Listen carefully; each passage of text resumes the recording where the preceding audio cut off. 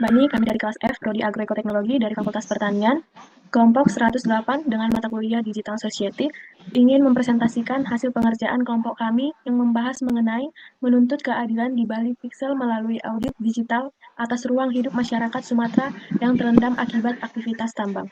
Selanjutnya, di sini adalah nama-nama kelompok 108, yaitu berjumlah 13 orang. Di sini saya akan membacakan layak daya mineral seperti batu bara, emas, timah, dan bauksit, serta menjadi kontributor penting bagi ekonomi nasional sejak era reformasi 1998.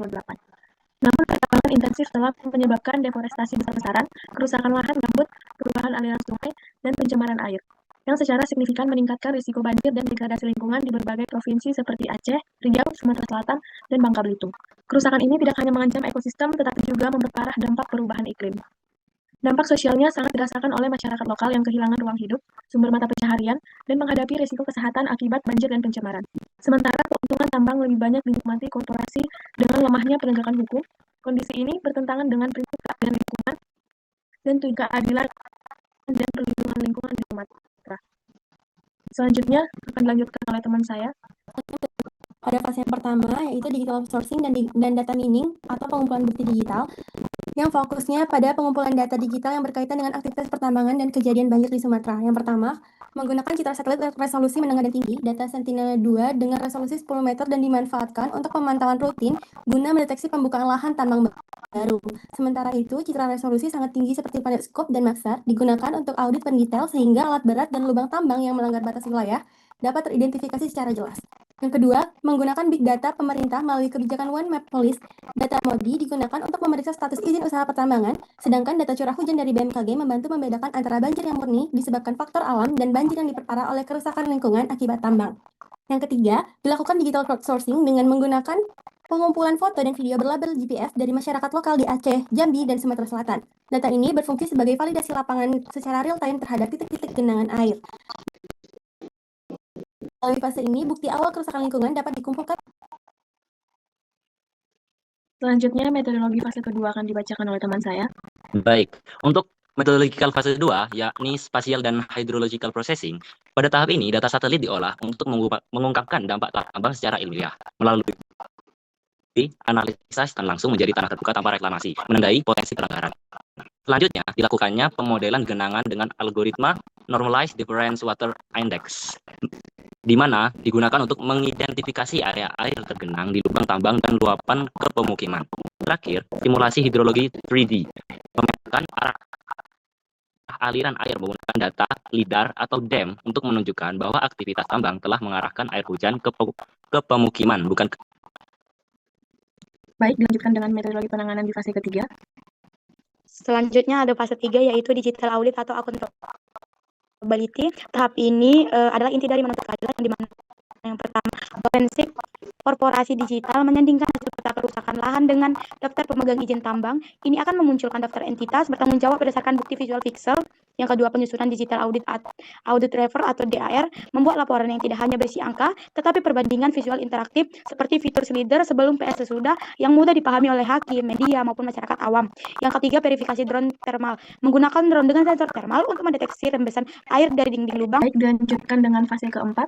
Atau community digital advocacy, langkah terakhir memanfaatkan hasil audit untuk aksi nyata. Yang pertama ada submit evidence, ajukan hasil audit digital sebagai bukti primer dalam gugatan perdata lingkungan bagi masyarakat Sumatera yang kehilangan rumah atau lahan pertanian. Yang kedua ada public dashboard, bangun portal web Sumatera Mining Watch untuk transparansi, di mana masyarakat bisa lihat skor kepatuhan lingkungan perusahaan tambang berdasarkan data satelit. Yang ketiga, dorong kebijakan berbasis data, berikan rekomendasi ke pemerintah pusat untuk cabut izin usaha perusahaan dengan nol aktivitas reklamasi berdasarkan pixel charter. Analisis kausalitas pixel satelit sebagai bukti kerusakan hidrologi berdasarkan penerapan metodologi audit digital ditemukan korelasi spasial yang sangat kuat antara titik banjir di Sumatera dengan aktivitas pembukaan lahan tambang. Yang pertama adalah transformasi bentang alam, yaitu data pixel satelit menunjukkan bahwa wilayah Aceh Utara dan Jambi mengalami hilangnya tutupan hutan. Lalu ada yang kedua yaitu bukti teknis pengenangan, yaitu melalui digital train model atau DTM. Audit ini membuktikan bahwa lubang-lubang tambang yang tidak direklamasi berfungsi sebagai penampung air hujan yang tidak terkendali. Selanjutnya analisis pembahasan bagian B dapat dibacakan teman saya. Selanjutnya audit pelanggaran SDGs atau Sustainable Development Goals.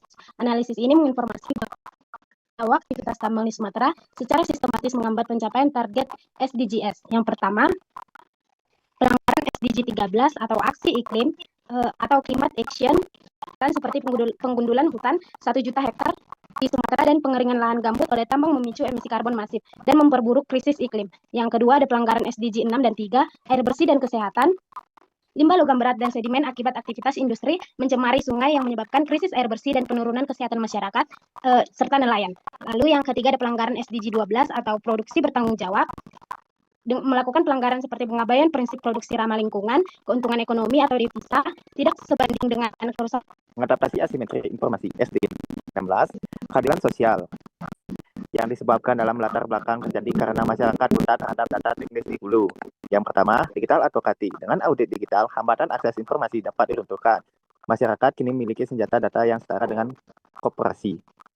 Yang kedua, kekuatan hukum. Pixel Select memberikan bukti yang inviolable atau tidak terbatalkan jika korporasi mengklaim telah melakukan reklamasi. Namun, audit digital menunjukkan Pixel tanah perusahaan tersebut dapat dituntut atas kebohongan publik dan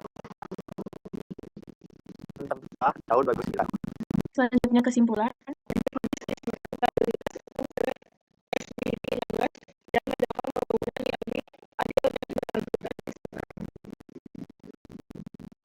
Baik, di sini selanjutnya akan dijelaskan mengenai rekomendasi dan aksi nyata. Yaitu integrasi kebijakan dan teknologi smart governance, yaitu sistem IoT digital terintegrasi. Pemerintah harus mewajibkan integrasi sistem audit digital satelit ke dalam setiap izin tambang IoT baru. Izin tidak boleh diperpanjang jika audit digital menunjukkan kegagalan reklamasi di atas 20% dari total area terganggu. Lalu yang kedua, early warning system berbasis AI, membangun sistem peringatan dini banjir yang mengintegrasikan data curah hujan BMKG dengan data saturasi air pada lubang penggalian tambang di Sumatera untuk mencegah jatuhnya korban jiwa.